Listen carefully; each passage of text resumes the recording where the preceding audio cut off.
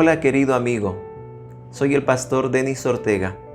Actualmente desempeño mis funciones en el distrito Cochabamba Noreste. La lectura del Reavivados por su palabra para el día de hoy se encuentra en el libro de Ezequiel, capítulo número 37. Este capítulo tiene dos divisiones.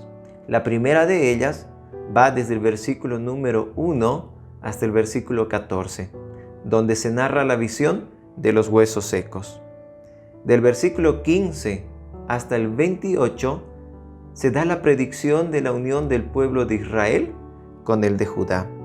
Israel estaba esparcido, pero la visión muestra cómo es que Israel sería restaurado de entre las naciones paganas.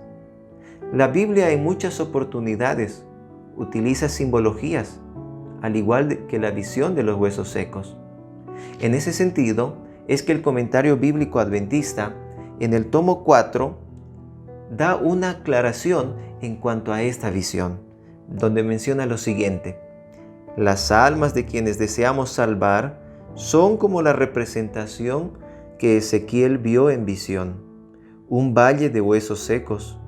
Están muertos en delitos y pecados, pero Dios quiere que tratemos con ellos como si estuvieran vivos. Si se nos hiciera la pregunta, Hijo de hombre, ¿vivirán estos huesos? Nuestra respuesta sería solo una confesión de ignorancia. Oh Señor, tú lo sabes. Según todas las apariencias, no hay nada que nos induzca a esperar su restauración.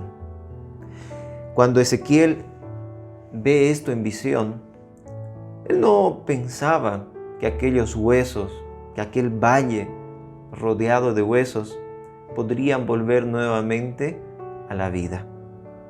Tal vez tú dentro de tu familia, dentro de tu matrimonio, tal vez tus hijos, tus papás, están alejados de la iglesia o en algún momento tal vez no se acercaron a la iglesia.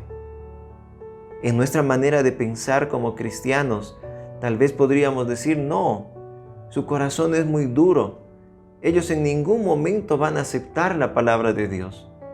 El comentario bíblico nos anima y nos muestra que aquellas personas que muchas veces aparentan ser duras a la palabra de Dios, por la persistencia de nosotros y por nuestras oraciones, el Espíritu Santo puede llegar a tocar sus corazones y transformar sus vidas.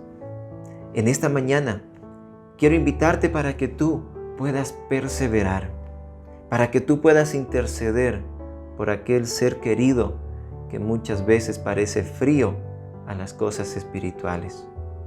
Te invito en esta mañana a que podamos hacer una oración por aquellos seres queridos que todavía no entregaron su vida al Señor.